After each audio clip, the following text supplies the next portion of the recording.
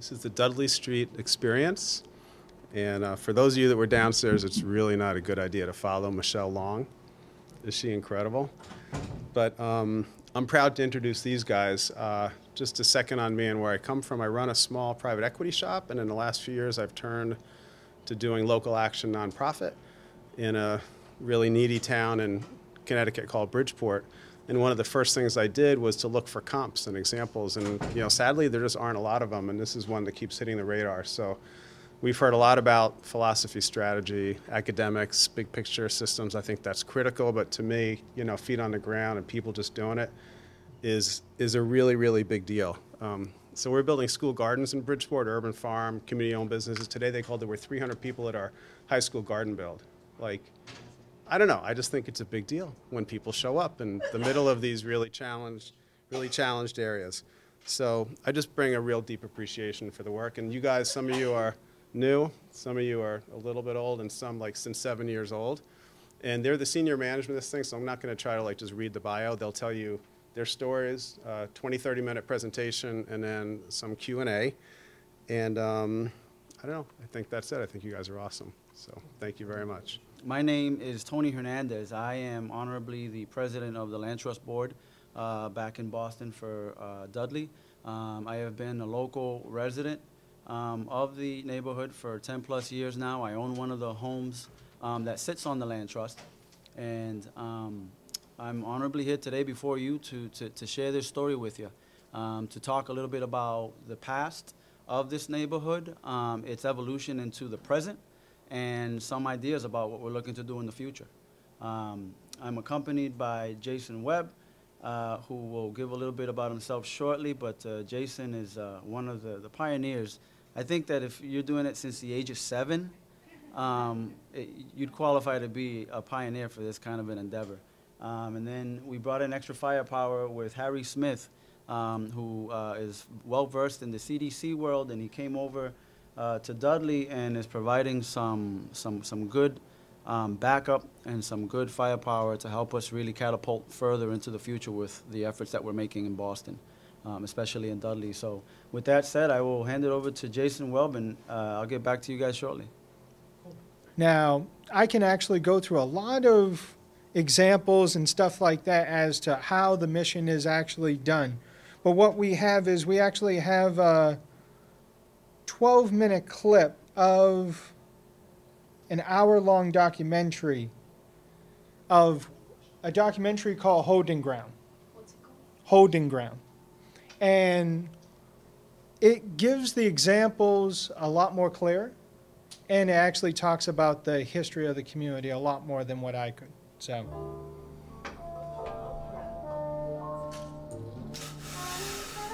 When I first moved to this neighborhood, the neighborhood had a lot of garbage, a lot of trash, a lot of vacant lots. It was like no man's land. Everyone was moving out, and people that were moving in saying, oh, this is a ghetto. More and more houses were being abandoned, and then a number of the owners of those buildings decided that one of the ways that they could get their money back and maybe even make a quick profit was to burn their houses down. Every night there was a fire. It's like this block, the next block, the block after that. And each time they'd burn a house, they'd tear it down. You had another vacant lot, so I saw vacant lots increase. I saw the amount of crap on the vacant lots increase, and it just kept getting worse and worse and worse. Preceding the first community meeting, there was literally months of work that went into the planning for it. What we wanted to do was to think about how we could refocus our grant making.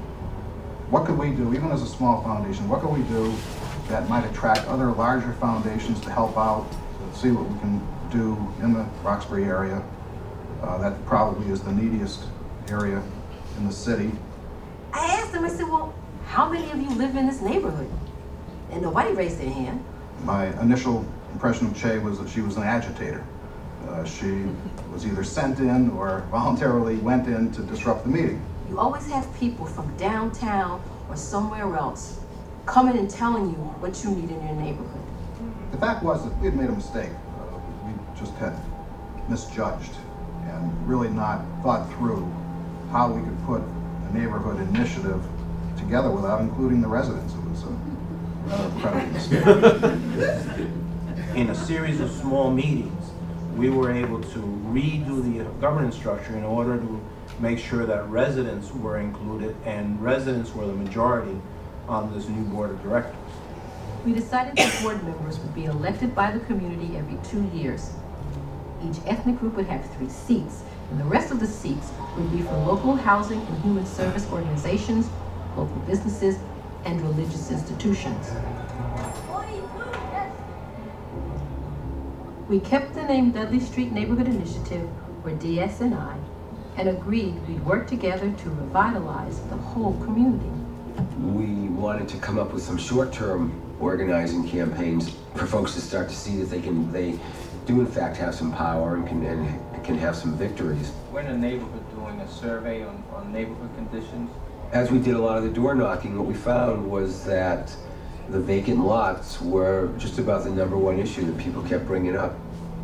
There was unscrupulous contractors from throughout the city, from throughout the greater Boston area, would come and dump their garbage on these lots. You had to hold your nose when you drove down the street. I mean, it was terrible. No human being should have to live in that kind of situation. The dumping affected everyone who lived here, but we came from different cultures and spoke different languages, and it was hard to communicate and work together. So we had to find different ways to get all the groups involved.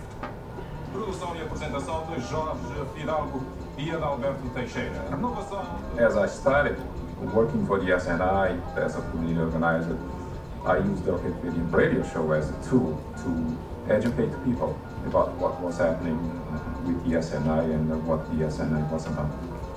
We organized the community to go to City Hall, to go to state agencies and demand services. 1 month after pledging to help us clean up the lots, many of which were in fact owned by the city provided equipment for neighborhood cleanup. We are cleaning because this is Roxbury, and Roxbury is going to be fucking clean. It's going to be clean. Not only this lot, the whole neighborhood, because we take pride. They picked this community to do their illegal dumping. Why do they do that? Do they think we can't fight back? I think this action demonstrates that we're going to fight back. Officials estimate there are about 10 illegal transfer stations around the city. Tonight represents the first time that officials have ever tried to lock any up. The day we were able to padlock those train stations, it was great. It was great. And to actually see us together try to do something and have it happen, this was like a symbol of hope. I mean, it's like you couldn't tell us that we weren't going to make, big changes. It was great.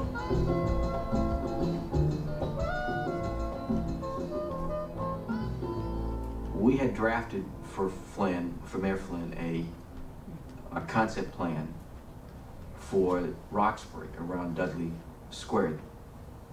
When you start hearing about other parts of the city, like the South End, where they were moving people of low income out and bringing in people of high income in, and you just figure it's going to happen here. They're trying to push us all out. It was very scary. It was very, very scary.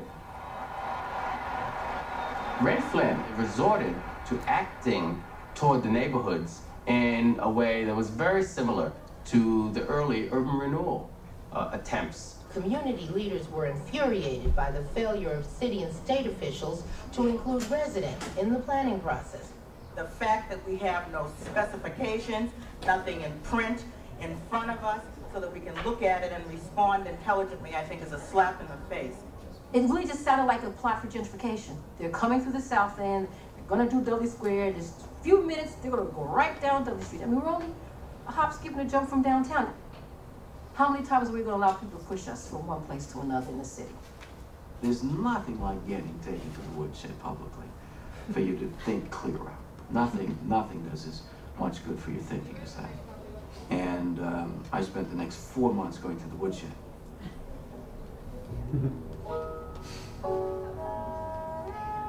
We wanted to improve this neighborhood on our own terms.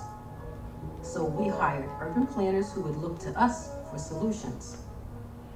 Our approach was really to listen and to sit down and say, describe for us the kinds of things that you're experiencing, and then we will begin to translate those in terms of strategies, issues, priorities. Today we come together to celebrate a very unique plan that stresses services to rebuild the spirit of this community as well as to develop the neighborhood. The Dudley Street Neighborhood Initiative Plan announced today will make some dreams here reality. The initiative report was 9 months in the planning by local residents. It focuses on developing the area with the use of $134 million in public funds. Having the city adopt our plan really turned the tables on how development is done. You know, that top-down effect was not happening. It was a bottom-up. We met together in the middle. And that's very, very significant because it's totally opposite to what they've always done. While we were building partnerships to get the first homes built, we were also working to create other kinds of opportunities. I really truly believe that if the youth in the community could become more involved in the community and become more involved with helping others, that they would give more value for life and respect for themselves. New Mural started in 1990 with one person. Today we have a membership list of over 200 youths in the neighborhood. As the Dudley community, we need to support the young people, nourish them, and help them and cultivate them as if they were crops. My name is Jason Webb. I'm 14 years old. I have devoted half of my life to the community.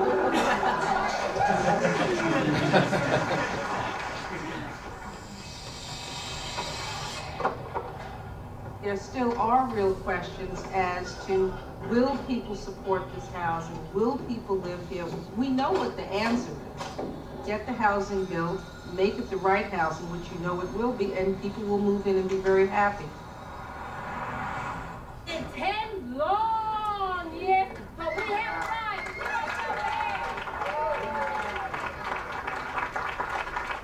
Hi, my name is Ruby Grice, and I'm one of the first home buyers.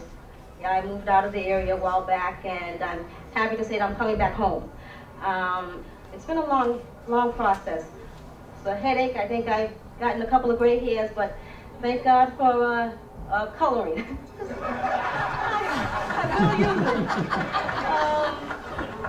And thank you again.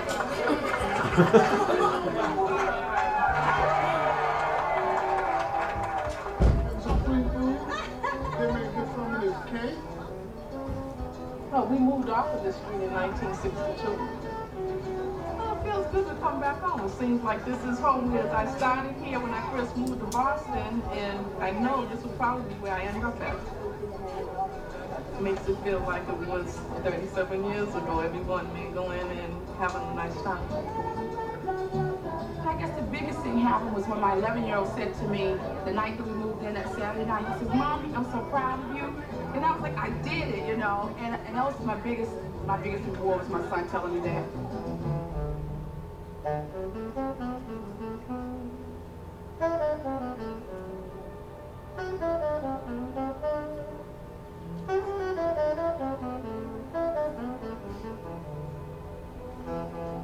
How do you develop confidence in a community, in individuals, to speak, to stand up for, to strive, to fight, and to have hope?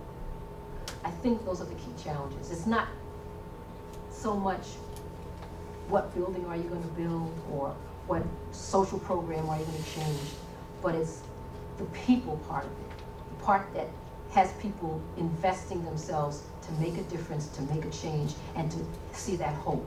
That's the challenge.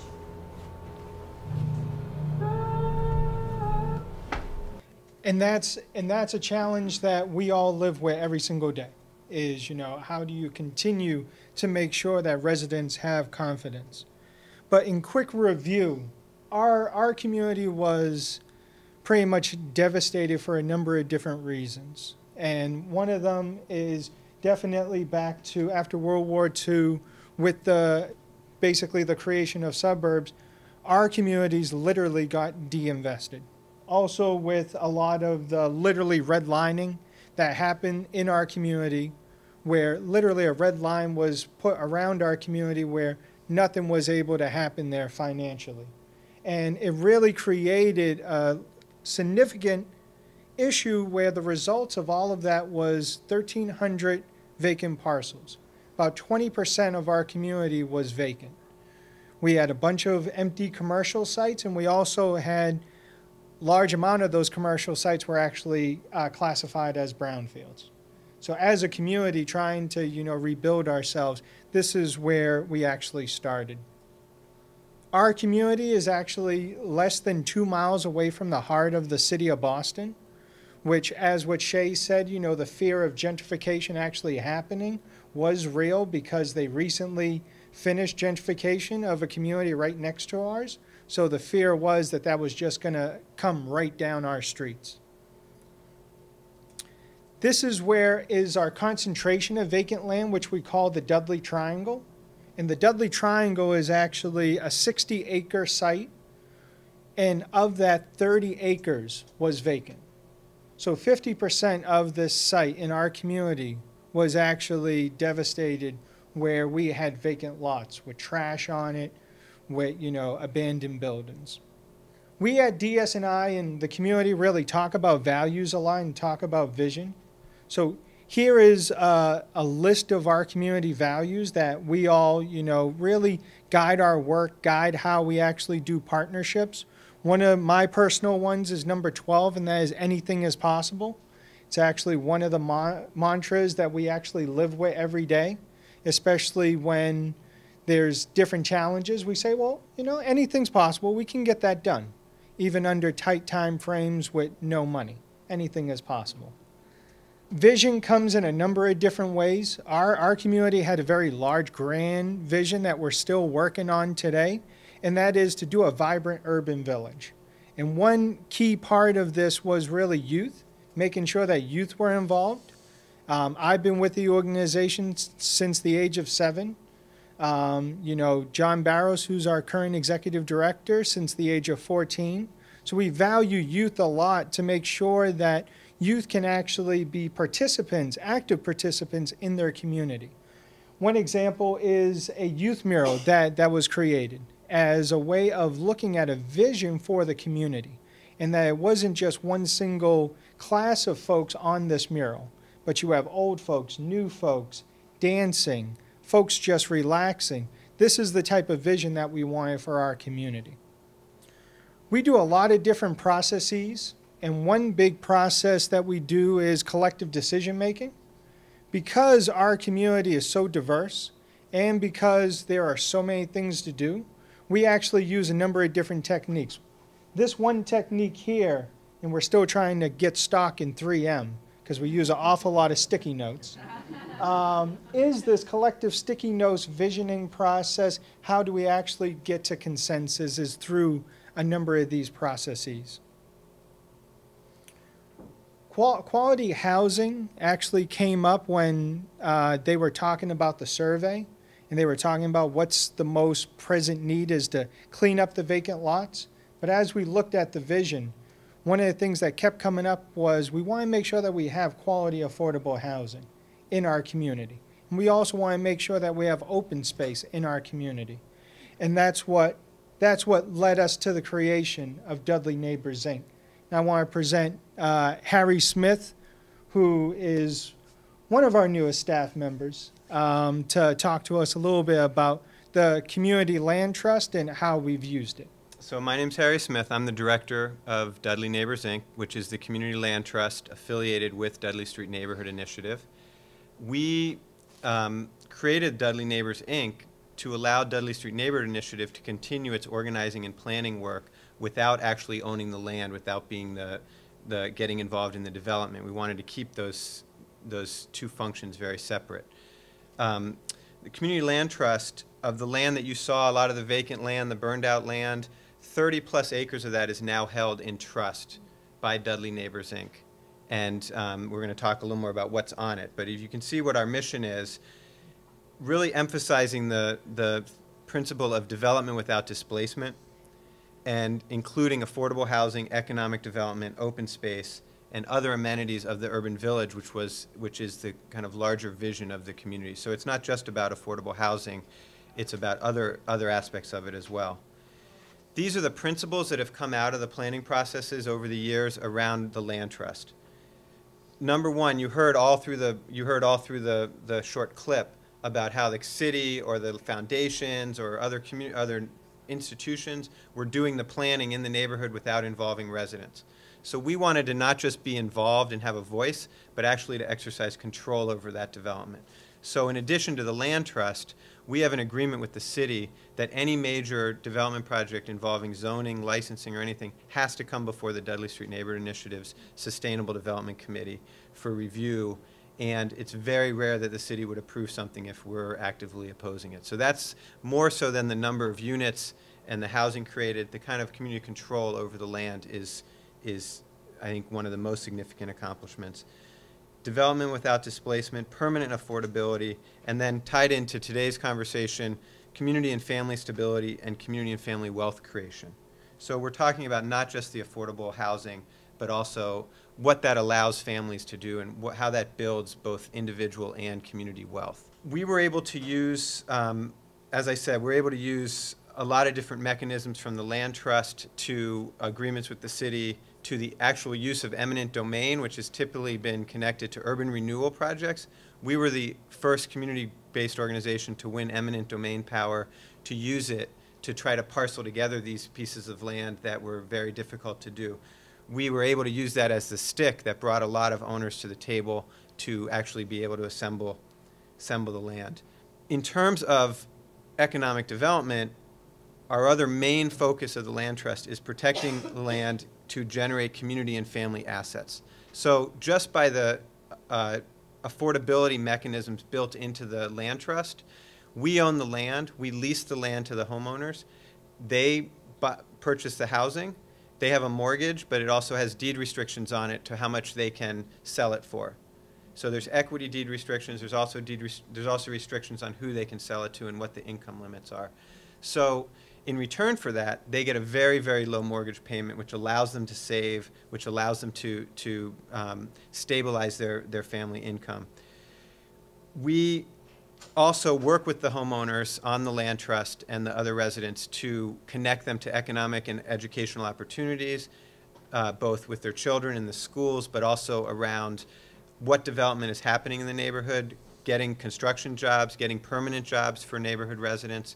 We work with the land trust residents to try to help them not just be homeowners, but be active participants in the community, and to have their families be able to benefit from the economic control that's being exercised over these development projects. So one example is that in Boston, the city has a policy around how many local residents and people of color and women can be hired on construction jobs.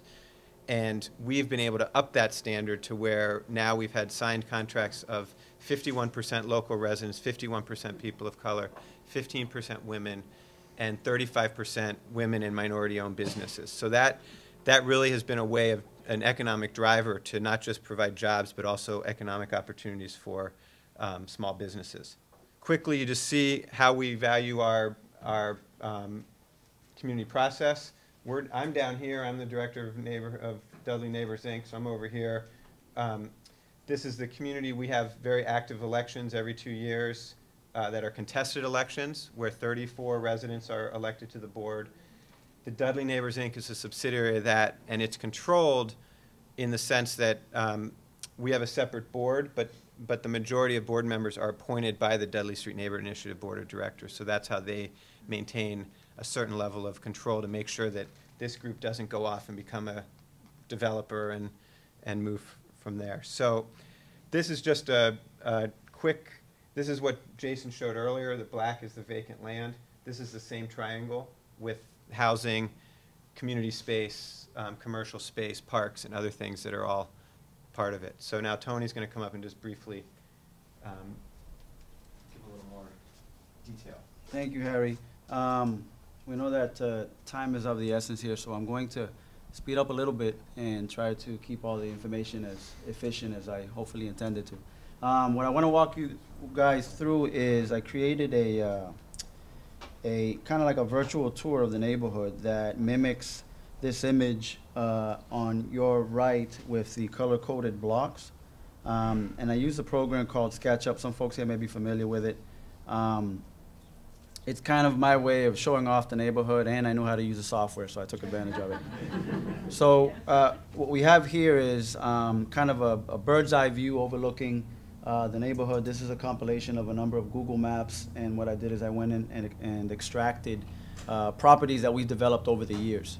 I'm going to fly you through them, and I'm going to throw a bunch of numbers your way, and at the end I'll summarize in total everything that's occurred over the course of this fly-through.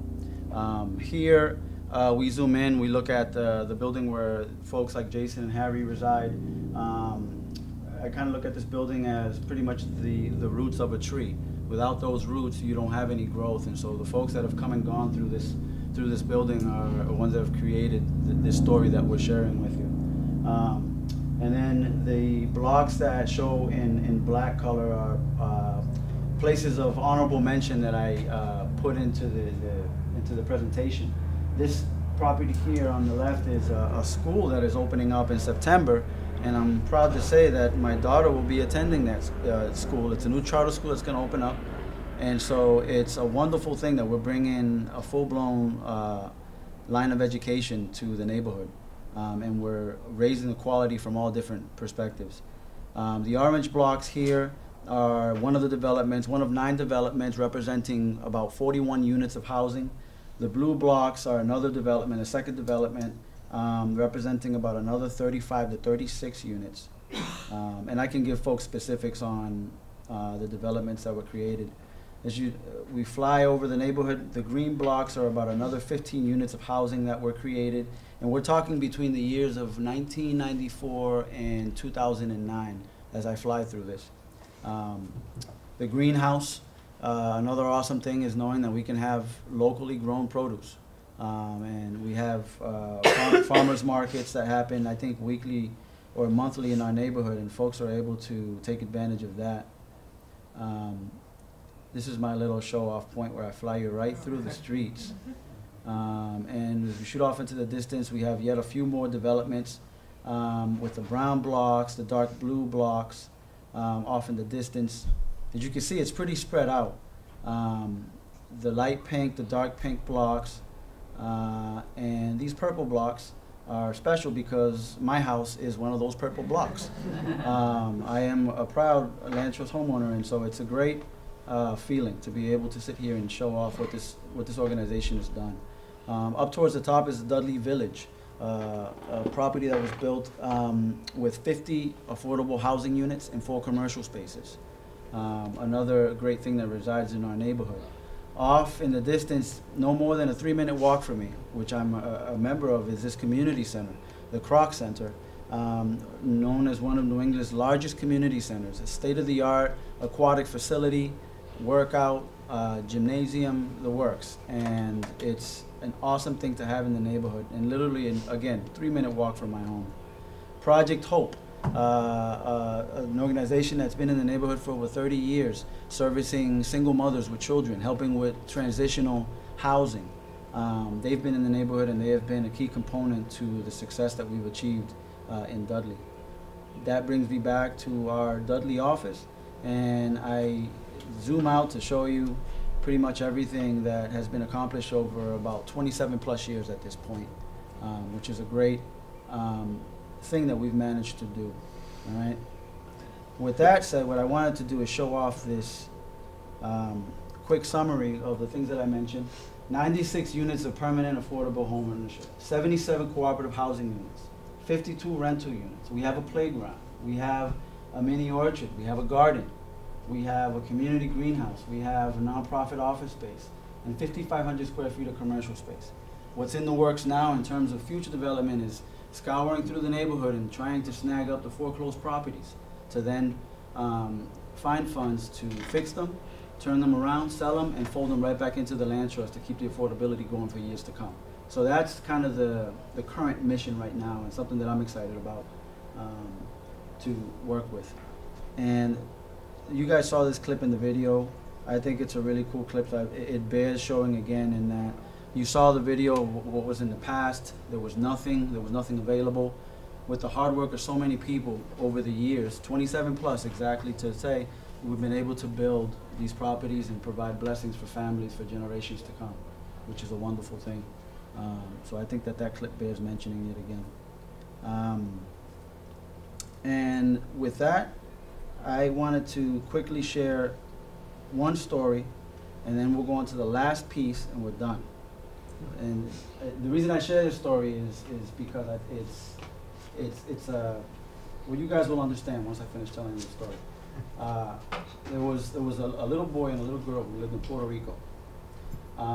They grew up next to each other. Their families were friends.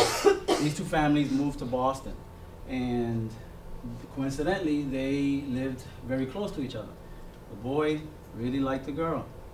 The girl wanted nothing to do with the boy. She didn't like him at all. But the boy was persistent and persistent and persistent. And long story short, he ended up winning her over. Ended up marrying her. Ended up having 3 children with her. Okay? Now I cut to my story. My wife and I, over 10 years ago, went to go look at the house to see if we wanted to buy it. I bring my parents with me to come check out the house. Say, Mom, Dad, come check out the house. Tell me what you think. When we get to the house, they start looking at each other really weird. And I'm like, what's up? What's going on? And my mother says, honey, do you know that your father and I grew up on this very street? And this is where we met and where the rest of our lives happened, and we had all you boys? And I'm like, you're telling me that this house that I'm about to purchase sits exactly in between the building that Dad lived in and the yellow house that you lived in? And so I share that story to say there are a lot of testimonies in this neighborhood for families that have truly been blessed. And for me, I look at it as, wow, talk about coming full circle. A poor family from Puerto Rico that could barely keep a roof over their heads to having their firstborn being blessed with a home and raising my own family now, thank God, and being able to bring them over. And every time I bring them over, we sit in the backyard and they're just looking around the neighborhood. And, you know, talk about, you know, forget about reading about it. They're living, you know, and they're able to tell you these stories. And so I share that story to say there are wonderful things that happen as a result of the efforts that have been made by so many people. Every single person in that video clip at the beginning, folks like Carrie, folks like Jason, I contribute what I call my grain of rice because I received the blessing, and so my goal is to pass it on. So I wanted to share that with you. With that, we're going to do question and answer questions. period, Yep. so. Yeah, so inspiration for our community has come from within, because we still have a vision, and I would say that we're not even close to that vision. We've done a great job. We've done some huge steps, and the current work now for inspiration is that we've done infrastructure really well. We've done some leadership development really well, and our greatest focus right now is actually on kids and education. And our community got a Promise Neighborhood Planning grant, and we actually developed a Promise Neighborhood Plan that we're actively putting into work right now.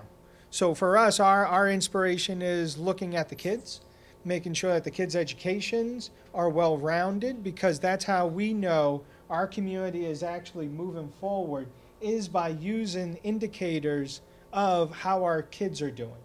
Our community right now has 30% of our community is of the age of 18 and below. Huge population. So when you take a look at that percentage, it's easy enough to say if we can get them right, then that's a really good pulse as to how the rest of the community is going. So the communities that I work with and the people that I work with, I think that their biggest fear is that if they do what they're trying to do and they revitalize their neighborhood, that they are going to get pushed out. And it sounds like the way that you did that you dealt with this was by establishing a community land trust, which, believe me, I'm going to bring back to them, and so thank you for that. But do you have any suggestions on strategies about how to develop something like that, or how to protect against that gentrification in a different way when it is a very real and pressing threat?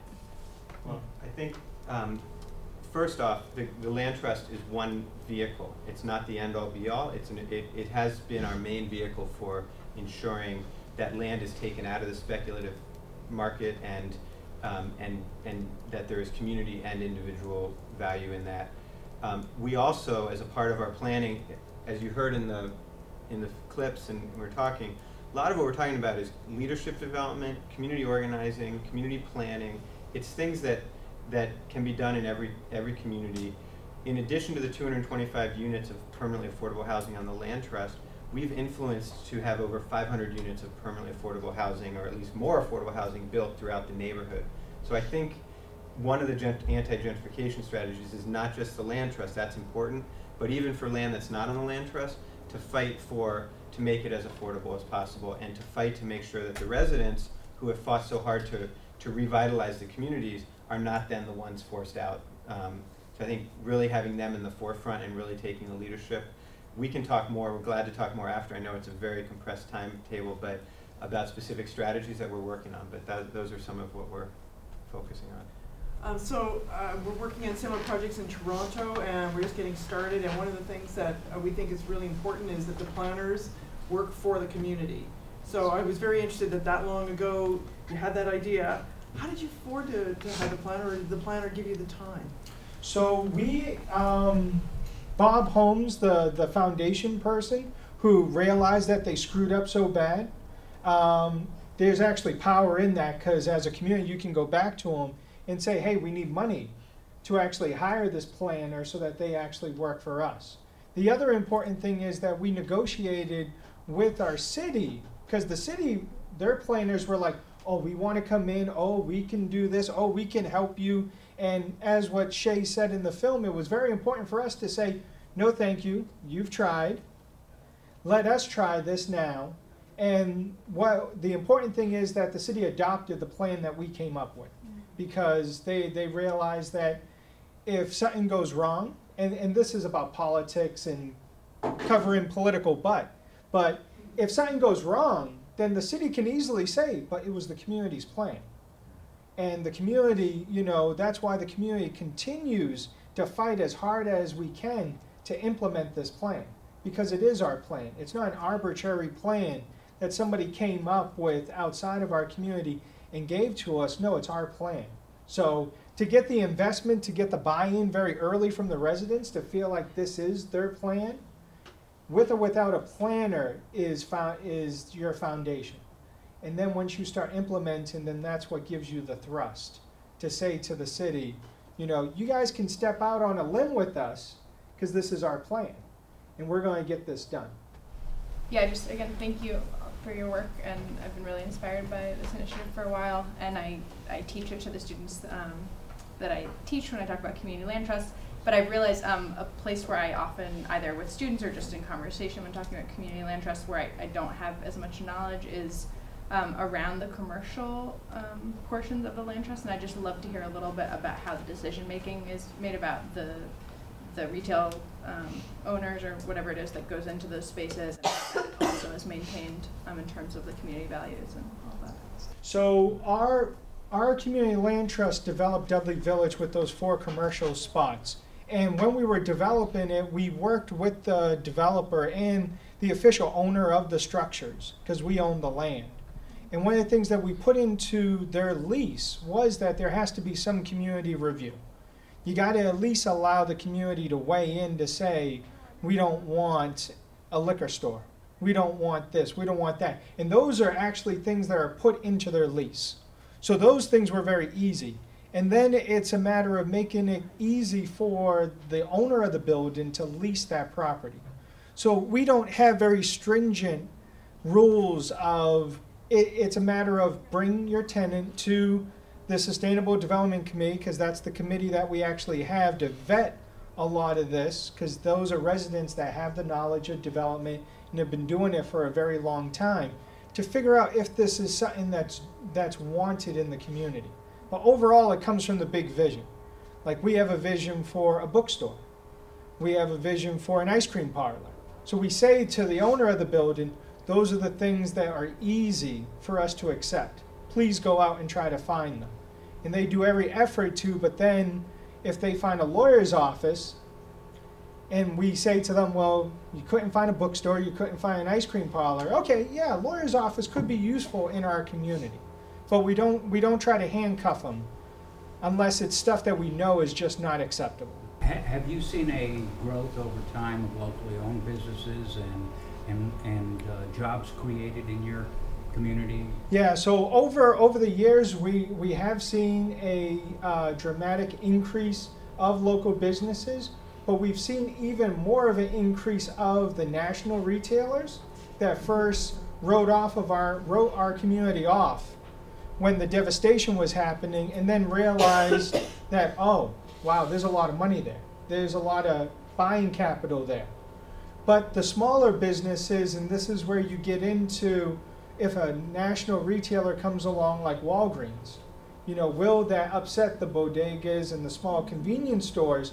And we've put that on the table to those business owners, and they've looked at us and they've said, no, you can bring in the Walgreens, because I have a niche market.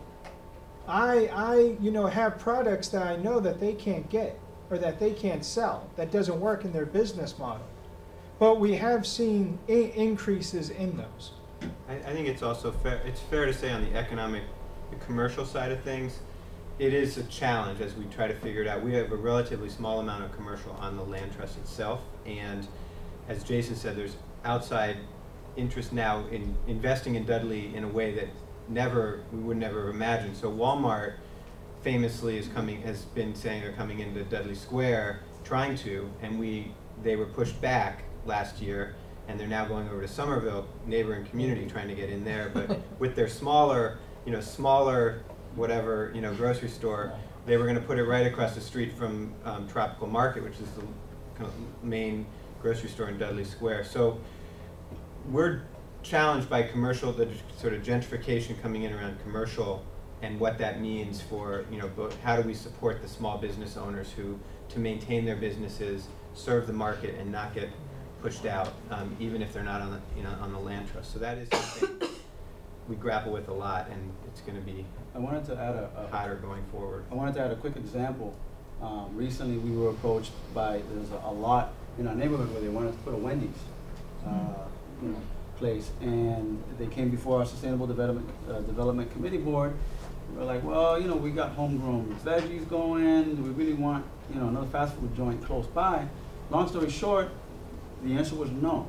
And a Metro Credit Union wanted to take that spot.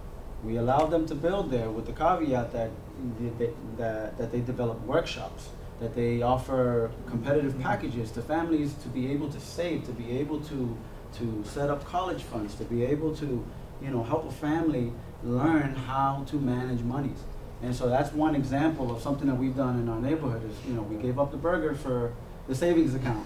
And it's working out because it's a nice niche spot, and it gives our residents the opportunity to educate themselves and to be better at what they do, because these are folks that are coming from rental properties to home ownership. It's a whole different ballgame. And so we try to inspire those kinds of things, and that's just one example of having some control over that kind of thing. Awesome. Well, we have to wrap up. Thank you so unfortunately, much. no, I just want to say, we do a lot of systematic work and a lot of big thinking. There's some really brilliant people in the room and here today. But you can tell the real deal when you look at it. People will wake up every morning and say, what can I do right here to make a difference right here? And I've been reading about you guys for so long. It's just an honor to hear your story. So thank you.